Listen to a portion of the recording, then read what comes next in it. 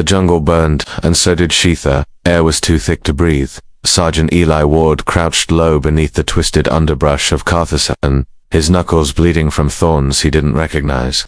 This wasn't how the mission was supposed to go. He was a planetary recon scout, not a rescuer, and this backwater jungle moon had been marked as uninhabited, inert, environmentally unstable. Command lied, or they didn't know better. Either way, Eli wasn't alone. It started an hour ago. A single scream-long high and full of pain had pierced through his helmet's ambient filter. It wasn't machine noise, it wasn't a comms glitch. It was raw, terrified, and feminine. That sound didn't belong on a dead world. Now he was moving toward it, heart-pounding, fingers cold tight around the hilt of his combat blade. His gun was gone lost when his drop pod was swallowed whole by something in the soil, but he still had a flare, a blade, and enough foolishness to follow a scream into hell. The jungle here wasn't like Earth's. Everything pulsed. Trees with breathing bark, leaves that twitched when brushed, vines that whispered in languages not meant for ears. Glowing spores floated through the air like dust, beautiful and toxic. Somewhere above, the twin moons bled pale light through a ceiling of thick canopy. But down here it was dark, wet, alive. And now there was drumming, low and slow at first, like the heartbeat of something. Massive but growing, louder, faster, tribal, ritualistic. Eli pushed forward, dropping to his belly as the terrain sloped into a clearing. He blinked sweat from his eyes. Then he saw it, a pit, deep and natural, carved by time and erosion. In its center blazed a roaring fire that lit the night in shades of orange and crimson. Around it danced towering alien figures, 8 feet tall, skeletal thin, with elongated limbs and armored hides painted with ash and blood. Masks carved from bone covered their faces. Some had horns, others antlers. All of them moved in rhythm, with the drums circling the fire like predators. And on a spit, rotating slowly above the flame, was a girl. Not human, but close. Young, maybe 12 or 13 by Earth standards. Her skin was a soft violet blue, stretched tight over delicate bones. Her long hair shimmered like pale moonlight, and her wrists and ankles were bound with twisted vines. She didn't scream now, she just whimpered, eyes wide, mouth dry. Her body trembled with each rotation, heat licking her back. Eli's stomach turned. She was being roasted alive, slowly, as if they wanted her to feel every lick of flame. He ducked lower, bile rising in his throat. This wasn't just cruelty. It was ceremony. A trial, an offering, a punishment, and she was their prize. He reached for his cums, but the signal was still jammed. He was alone, no backup, just one soldier with half a flare charge, a knife, and no plan. Then her eyes met his. Even from a distance, through flame and shadow, her gaze locked onto his. There was no begging, no pleading, just a quiet, desperate hope buried in the face of someone who had stopped believing anyone would come. He could have stayed, hidden, he should have, but something ancient moved inside him, something human. He stood, he struck the flare. The explosion of light shattered the rhythm of the drums. The aliens shrieked, claws flailing, as the flare's white-hot brilliance seared across their painted eyes. Some stumbled, others hissed and turned toward the tree line. But Eli didn't wait. He ran, straight down the slope, into the pit, across the firelit stone. His boots slammed the ground like thunder. The nearest tribal lunged at him, swinging a blade made from obsidian bone, but Eli ducked, slid under it, and drove his elbow into its gut. It crumpled. He reached the spit, his blade slicing through the burning vine ropes. The girl's body dropped into his arms, too light, too hot, too still. Got you, he gasped. You're safe now. But it wasn't true. Not yet. Another tribal roared from behind. Eli pivoted, using the body of the girl as a shield, kicking a torch stand into the fire. Flames burst upward, driving the creatures back. Then he ran again. The jungle, away from the pit, away from the fire, with the girl clutched against his chest. She moaned weakly. Ara, I don't know what that means, he muttered, leaping over a fallen root, crashing through a wall of vines. But you're gonna live. Behind him, the drums returned louder now, furious. The jungle itself responded. Trees bent, roots shifted, shadows moved in impossible shapes. Eli pushed through. Hours later, he stumbled into his destroyed outpost, an old recon shelter, half crushed by some massive clawed thing. Supplies gone, comes offline, no shelter, no weapon. Fell to his knees, laying the girl gently on the moss floor. She stared up at him, blinking slowly. She whispered, "What? Why did you come?" He hesitated. Then he said the only thing that felt true, because no one else would. She looked up at the shattered sky, tears finally falling. Then, behind him, the jungle spoke not in words, but in pressure, in movement. You carry the mark now. A voice echoed in his head. You interrupted the fire. You stole what was promised. You are not safe. He turned, but there was nothing there, only the trees and their eyes. Marked by fire, Eli barely slept that night, not because he wasn't exhausted, his legs ached. His lungs still burned from sprinting through the thick alien jungle, but because the forest never stopped watching. He had propped what was left of the recon shelter into a crude lean-to using half-melted frame rods and torn tarp. The alien girl, barely conscious, lay curled beneath his jacket, skin still hot from the fire, but no longer shaking.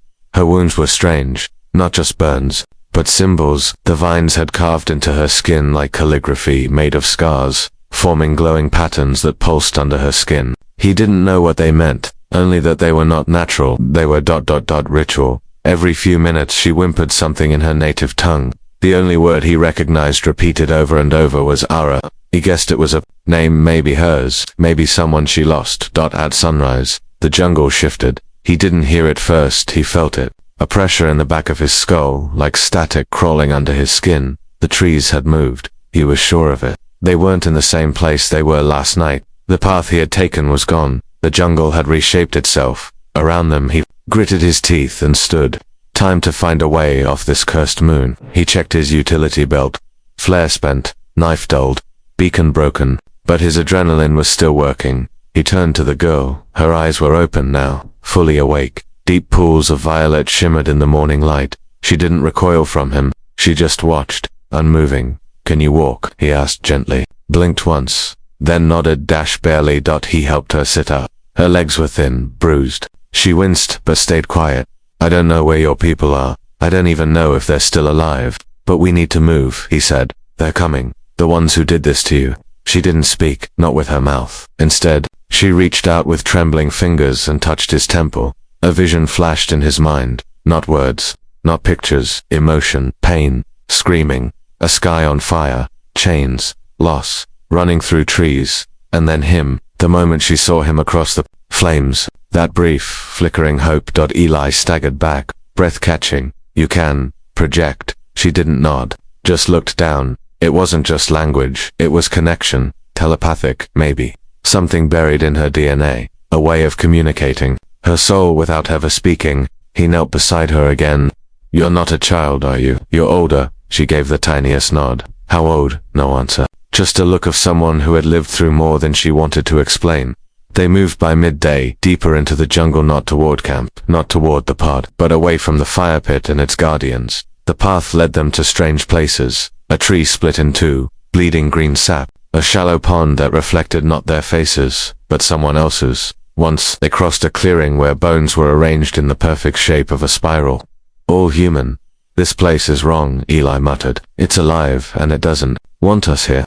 She stopped suddenly, grabbing his arm. Her eyes glowed. Then he heard it too. Footsteps, soft at first, then heavier, then many. They turned. Through the trees emerged a dozen of the tribal aliens. Slower now, but organized, silent. No drums this time, just cold, methodical pursuit. "Go," Eli said. "Run." But the girl didn't move. Instead, she raised her hand and made a circular motion in the air. The leaves on the trees rustled violently. The wind picked up, so did the light, and suddenly they vanished. Eli blinked. They were gone. No tribal warriors. No footsteps. No threat. The girl swayed on her feet, blood trickling from her nose. She had done something. He caught her before she collapsed. "What did you just do?" she whispered, barely audible. "They cannot take me back. I am marked. The fire was meant to erase me." Eli didn't understand everything, but he understood enough. She was not just a prisoner. She was a target, a threat to them. "You're not just some lost girl, are you?" he asked. She opened one eye. "I was to be the voice of my people, but I refused to stay silent." They rested under the roots of a massive tree that night, its trunk shaped like interlocking spines. She healed slowly, faster than any human would have, but not fast enough. Eli stayed awake, blade in hand. He thought of Earth, of the world he left behind, of how humanity had done monstrous things too, but at least they had learned. She slept, beside him, curled up like a cat, the burn marks still glowing faintly under her skin. He wasn't supposed to care this much. He was just a soldier. But somewhere between the fire and the jungle, she had stopped being a mission. She had become his responsibility. And now, something else was waking up, not in the jungle, in him. The blood that glows the forest was changing again. By dawn, Eli noticed it wasn't just shifting paths or echoing footsteps, it was reacting to them. When he touched the trees, their leaves recoiled. When the girl exhaled too sharply, moss across, the trunks shriveled. Something about her presence, or maybe the mark on her back, was warping the jungle's instincts. They were no longer prey. They were something worse. Disruption. She hadn't spoken again with words, but Eli didn't need them. Her body moved like she had been hunted her whole life, quiet, calculated, always scanning the treetops for things he couldn't see. He made a habit of walking slightly behind her, watching not just for threats, but for signs she might vanish again. The teleportation or whatever she did yesterday had taken a toll. Her nose still bled occasionally, and her breathing was shallow. What did they mean by marked? He asked, trying to make conversation. They said I carry it now. 2. The girl paused beside a pool of water that shimmered like metal. She reached into it, not to drink but to reveal. As her fingers disturbed the surface, a reflection appeared, not of the jungle, but of Eli himself, standing amid flames. He saw his own back, a faint red symbol, glowing just beneath the skin near his right shoulder blade. He stepped back, nearly dropping his pack. What the hell is that? She didn't smile, but her gaze softened. It is your price, she whispered, for stealing me from the fire. So it's a tracker. No, it is worse. It means the jungle remembers you now. Eli's throat dried. You mean ... They can find me anywhere. They will not need to. The jungle will bring you to them. He stared at his reflection, then at the trees around them. They didn't look back, but he could feel them listening. How do I remove it? You don't. He dropped to a moss-covered rock, burying his head in his hands. You've got to be kidding me. I'm sorry, she said. I wanted to burn alone. Well, too bad. I don't let kids roast alive. I'm funny like that. I'm not a child, she said softly. I just look like one. Her voice, something in it had changed. He glanced at her. She stood straighter now. Not stronger, just older, as if the exhaustion had pulled away some mask she wore. Old are you? Really? He asked. I have seen 13 solstices under 2 suns. That's older than it sounds, so you're a teenager. I'm what my people would call chosen. One born with voice, not sound. We speak in thought, not tongue. Telepathy. Closer. To memory sharing. You saw it when I touched your head. Eli nodded. It was more than words. It's how my people passed on history. We do not write, we feel. But that was forbidden after the forest tribes rose. They burned our temples, cut our roots. They wanted silence, so they tried to erase your voice. Literally. They tried to turn me into ash, she said, staring toward the treetops. And I ran into the fire, he muttered. Brilliant. They moved again before the sun hit its peak. The jungle grew hotter, the air sticky with spores that shimmered in gold. The girl, still unnamed, didn't speak again. But she did something new. She reached for his hand. He let her hold it. It wasn't affection. Not exactly. It was anchor. She needed something solid to touch. Something to remind her she wasn't alone. When they passed an old stone structure, a ruin half swallowed by the jungle, she stopped. The walls were carved in spirals, the language like trees folding into themselves. This was mine once, she whispered. Your home, my temple. They entered. Inside, light filtered down in thin columns. At the far wall stood a cracked mirror, a woman with burning eyes holding the same symbol that now burned beneath Eli's skin. It's the mark, he said quietly. No, she whispered. That's not the mark. That's the countermark. The one that silences the fire. The one that ends the hunt. You mean this thing has a reverse? She nodded slowly. If you find the one who carries the opposite, and join your marks, the jungle will stop chasing. Well, where's that person now? Her voice faltered. They never lived long enough. The silence hit harder than the fire ever could. They sat there a while, in the forgotten temple, and then, for the first time, she asked him something. What do you miss most? From Earth, she nodded. Eli stared at the crackling green moss beneath them. Real sky, not these blood-colored moons. The smell of metal and ozone, clean rain, and silence. She tilted her head. There is silence here. He shook his head. No, there's watching. The jungle pretends to sleep, but it never does. She gave the faintest smile. You notice most don't. That night, they stayed in the temple. The stone was colder, safer. He built a fire anyway, not for warmth, but to hold back the dark. And she finally curled up beside him, before sleep claimed her. She whispered, my name is Dara. Eli blinked. You never told me your name, she added, drowsy. Eli, thank you. Just Eli. He laughed softly. Clever kid. She yawned. I'm not I know, he interrupted gently. You're Kyra, that's enough. Outside the jungle rustled but did not approach. It was listening and, for the first time, it hesitated.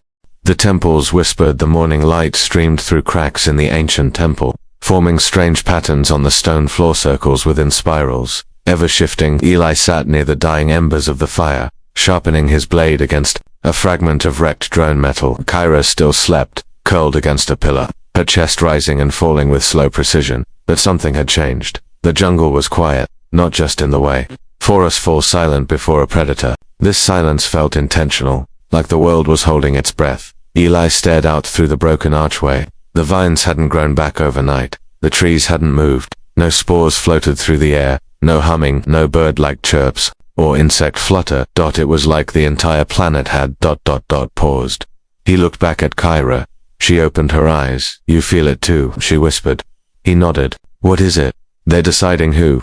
She rose slowly, wincing from the pain in her legs. The forest. The old ones. The root mind. Eli frowned.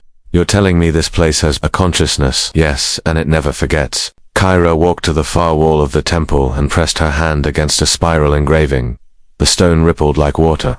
A low tone resonated from beneath their feet, like a bell struck deep within the earth. Eli stood. What are you doing? Calling. Then before he could respond, the floor cracked. No dash peeled. Roots erupted from the ground, thick and black, coiling in the air like serpents. They didn't attack. They hovered waiting. Kyra stepped forward, arms outstretched. Eli instinctively moved to stop her, but she shook her head. They won't harm me, not yet. The roots wrapped around her wrists gently, almost like a parent, cradling a child. Her eyes rolled back, and she inhaled sharply. Then Eli heard it. Voices, not hers, not the tribe's. A chorus of overlapping whispers inside his skull. You defied the fire. You carry the ash. You interrupt what was chosen. Eli staggered back. What is this? Kyra's lips moved, but the voice was not hers. They are the forest elders, memory incarnate. They once ruled this world through communion. Now they only consume.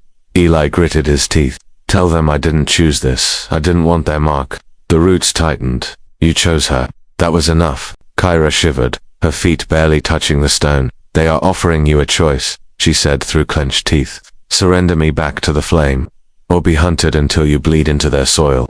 Eli stepped forward, fury in his voice. She's a person, not an offering, the chorus responded. She is the voice, and we burned all voices. Kyra sagged. Blood trickled from her nose again. They fear me, Eli. I carry the memory. I could unite what they tore apart. They'd rather erase me than remember. Eli drew his knife.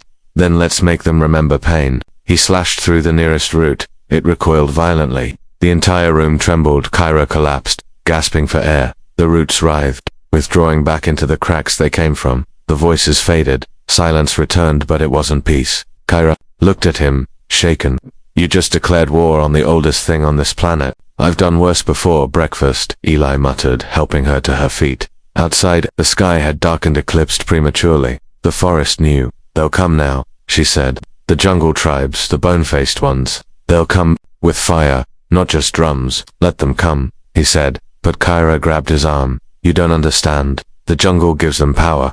It feeds their weapons. It strengthens their limbs, hides their scent. They are the jungle. He looked into her eyes. Then we stop hiding. She hesitated. There's one more place. One last sanctuary. My mother's refuge. She's alive. No, Kyra said quietly, but she left something behind, something that burns even brighter than fire. They moved quickly, packing only essentials, half-burned rations, his dull blade. The temple trembled behind them as they left, as if offended. The trail Kyra led them on wasn't marked by terrain, it was marked by absence. No trees grew along it. No roots reached. Even the spores refused to float there. It was as though something holy, or unholy, had once walked that path and left nature too afraid to reclaim it. What did your mother do here? Eli asked as they passed a stone monolith cracked in half. She was the first to rebel, the first to refuse silence. She burned the root mind once, with a fire that didn't come from trees. You mean technology? Kyra looked at him. I mean something older, something they buried. They arrived by dusk. It wasn't a home. It wasn't a fortress. It was a grave. At the center of a stone crater lay a body, perfectly preserved, wrapped in bark and crystal. Kyra fell to her knees. Mother. Eli knelt beside her. The grave glowed softly. Then it opened. A small, black sphere floated upward, humming with invisible energy. Eli reached for it. Don't, Kyra whispered. Only one who carries the mark can hold it. He hesitated, then placed his palm beneath it. The sphere landed gently, cold, silent, then it melted into his skin, a second mark, a countermark. His back burned. Then the sky roared. The jungle knew, and it was furious. When the jungle came alive, the sky howled. It wasn't thunder. It was older, deeper, like the forest itself had lungs, and they were bellowing in rage. Eli stumbled back as the black sphere vanished into his chest. For a moment, everything was still, then pain exploded across his spine like liquid fire. He dropped to his knees, clutching his ribs. The jungle around them vibrating with invisible power. Kyra stood frozen, eyes locked on the mark now glowing. Across his back two intertwining symbols, red and gold, fire and memory, voice and silence. Her mother's legacy had passed to him. They know, she whispered. Eli looked up, sweat dripping from his brow. Let them come. They didn't have to wait long. The tree split with a scream. A wall of figures emerged from the forest, tribal warriors, taller and more monstrous than any Eli had seen before. Their skin was coated in bark armor that grew from their flesh. Antlers crowned their heads. Their eyes glowed with green fire. And in the center walked a creature twice their size, cloaked in leaves and bone, its face hidden beneath a jagged mask. It didn't carry a weapon. It was the weapon. Kyra stepped between Eli and the advancing line, her hands outstretched. It carries the countermark. You cannot touch him. The leader didn't stop. He carries desecration. It spoke, its voice like wood breaking underwater. He carries memory. He must be returned to root. Eli stood, ignoring the tremble in his legs. You want me? Fine, but she's not going back to your pit. The forest shifted. Roots burst from the ground, clawing toward them. Kyra raised her hands, and with a cry her body shimmered, light erupting from her scars. The roots halted mid-air. Touch him and I burn the jungle again, she shouted. The leader paused. You are your mother's shadow, it hissed. She burned bright, then vanished into ash. She became fire itself. Kyra snapped. And I carry her spark. Eli reached for her arm. Kyra, there are too many. She looked at him. Not if we burn the silence. She pressed her forehead against his chest. A surge of memory slammed into Eli, her childhood. Buried temples, screams in the night, her mother standing tall against fire and bone. Then came a feeling, powerful and alien, buried in the earth itself. Her mother had found something ancient beneath the jungle. It wasn't a weapon in the traditional sense. It was a song, a frequency, a memory that rewrote reality. Afraid of it, he gasped. They should be. Kyra turned to the nearest tree and pressed her palm against it. Sing, she whispered. The ground vibrated. From deep below, a humming began, low, harmonic, terrifying. The forest recoiled. The warriors backed away, covering their ears. Some screamed. The great leader fell to one knee, blood dripping from its masked eyes. Eli's heart raced. What are you doing? Bringing back the voice. The crater shook. Light erupted from the grave, blue and gold and silver threads weaving into the sky. The song rose, louder and louder, no longer just sound, but presence. Then came the storm. Lightning tore the clouds, trees ignited without flame. The very soil cracked open, and from it, rising like something reborn, came a form made of light and memory. It wasn't Kyra's mother. Not exactly. It was her echo, her final thought before death. Her will made flesh. The tribe screamed and scattered into the jungle, pursued by roots that no longer served them. The masked leader stayed, trembling. You were warned, the ghost said in a voice that spoke into Eli's bones. Spare me, the leader begged. The ghost's eyes narrowed. Then listen. She placed a hand on the leader's chest. His body convulsed, then fell still. When he rose again, he wept. He fell to his knees before Kyra. You are the chosen voice, he said. We remember now. The ghost faded, the storm settling. Eli fell to his knees beside Kyra, breathing hard. What the hell just happened? Kyra was shaking. She gave them back their minds. You mean they were stolen, Eli, not evil? Just reprogrammed. She freed them from the jungle's control. Eli looked around. The forest was quiet again, but this time it wasn't watching. It was mourning. You saved them. We saved each other. The voice beyond fire. The jungle didn't roar that morning. It hummed softly, like a lullaby remembered after a long nightmare. Eli stood at the edge of the crater, watching golden dust rise from the cracked soil. Where once the ghost of Kyra's mother stood, now only silence remained. But it wasn't empty. It was full, peaceful, like the very air remembered her. Kyra sat beside the grave, her eyes distant, shoulders trembling not from fear, but release. She's really gone, she whispered. She saved you, Eli said, his voice gentle. Saved them, too. They burned her, and still she chose to forgive. That's not weakness, Eli said. That's strength most people can't even comprehend. But that's... Tribes hadn't returned yet, not all of them. Only the masked leader, whose name Kyra now spoke aloud. Once a priest of the root mind, now freed by memory, he stood quietly nearby, head bowed in reverence. I remember now, he said to Eli, what we were before the forest twisted our minds. We were singers, not executioners, keepers of stories, not fire. What happens now? Eli asked. Sualen turned to Kyra. She carries the voice, she decides. Kyra looked to Eli, uncertain. I never wanted to lead them, but you're the only one who can, Eli said. Because you remember. She nodded slowly, rising to her feet. They built a small cairn from the temple stones and placed it above her mother's resting place, not a grave, a monument. By nightfall, others arrived. Hundreds, tribesmen, scavengers, exiles. Some stared at Kyra with awe, others with guilt. None approached Eli without bowing first. Something about the dual mark on his back, the fire and the countermark, had become legend already as they gathered. Kyra spoke not in words, but in memory.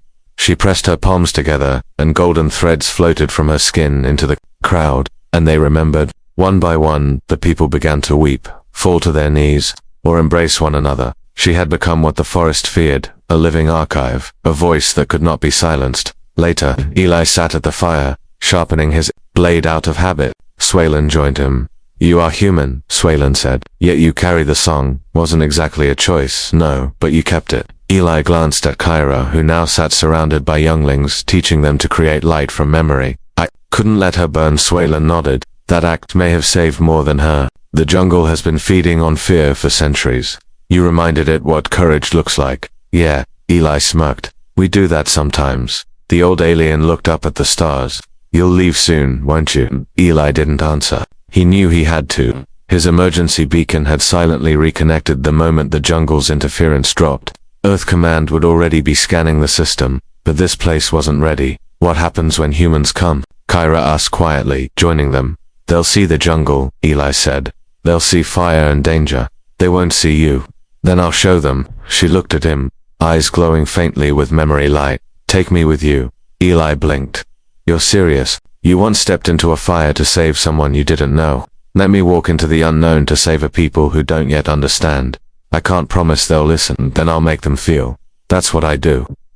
Placed a hand on her shoulder. You will be the bridge between worlds. Eli sighed, then smiled. I'll have to file one hell of a report. They laughed softly. As the jungle slept, no longer twisted, the stars above shifted in the distance. Far beyond this planet, other worlds were stirring. Some would not be so forgiving. But for now, there was peace. And two voices, one human, one alien, were ready to face what came next. Together, we brought back the voice. The stars were no longer quiet. Above Cartha 7's tangled jungles, 3 Earth ships hung like silver predators in orbit, silent, massive, observing. They had received Eli's emergency beacon. They had read the heat signatures. They had seen the memory storm erupt from the jungle, and they didn't understand it. Eli stood on the surface one last time. Helmet on, comes crackling as Admiral Torel's voice cut through the static. Lieutenant Ward, do you copy? We see you've recovered. Report. He exhaled slowly, looking toward the clearing where Kyra stood among the tribes. They had come to say goodbye not in fear, but with gifts. Scrolls made from pressed bark, woven bands of memory thread seeds, that pulsed with light. The jungle had changed, and Eli had too. He pressed his copy, command. I'm not alone. A pause. Clarify. I'm bringing someone with me. A native. She's not a threat. She's the key to everything this planet tried to bury. Another pause. Lieutenant, you're authorized to return for debrief and quarantine. The native must remain behind. Biological protocol. She's coming with me. The silence that followed was heavy. Then, we'll see you aboard.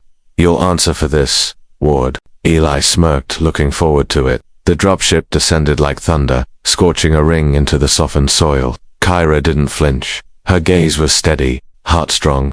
She carried no weapon, just memory. As they boarded, a few of the younger tribe members bowed their heads and whispered her name like a prayer. Kyra of fire, Kyra of memory, Kyra who sang the forest awake. The moment the ramp closed behind them, the atmosphere shifted. Metal replaced moss. Sterile light replaced moonshine. The scent of earth tech drowned the perfume of jungle spores. A dozen armed officers waited at the dock. Their eyes scanned Kyra like she was a biological bomb. Eli stepped in front of her. She's with me. She goes to containment. The ranking officer snapped. Standard interspecies protocol. No, Kyra said calmly, stepping forward. I speak. You will listen. The guards blinked. I am not a virus, she said. I am a memory yours and mine. I am proof that you forgot what it means to feel before you conquered. Silence. Then Admiral Tyrell's voice echoed from the upper catwalk. Let her speak. Everyone turned. Tyrell was older, grizzled, but his eyes were sharp. He studied Kyra like a historian facing a living relic. You're the one who triggered the pulse, he said. I am the echo, Kyra replied, of a mother burned, of a jungle twisted, and of a soldier who stepped into fire for someone who couldn't speak. Tyrell looked at Eli. You broke every regulation in the book. Worth it, Eli said. Tyrell's eyes stayed on Kyra. What are you? I am the bridge between voice and silence, between memory and command. I am what your world forgot. The room was breathless. You're not here to beg for protection, are you? Tyrell asked. Kyra stepped closer. I'm here to remind you who you were, before you erased every planet that spoke in songs you didn't understand. The Admiral smiled faintly, then nodded. Clear them. The guards lowered their weapons. Kyra stepped beside Eli, her shoulders taut. Later, in the debriefing chambers, Earth's highest scientists poked and prodded, trying to define her in data. They failed, because she wasn't just data, she was a story, a living transmission. And when she touched their minds, gently, each one walked away changed. And when she finally stood before the Earth Council, she didn't argue policy. She told them a memory of fire, of a forest that wept, and of a human who held her like she mattered. They listened, because in her voice, they heard something they hadn't heard in centuries. Humanity. Epilogue. Months later, a new program was born, the Memory Accord. Kyra became its ambassador, Eli its shield. Together, they traveled from world to world, not to conquer, but to listen, to remember. And in every jungle, in every ruin, in every broken empire where silence once reigned, they brought back the voice, one story at a time.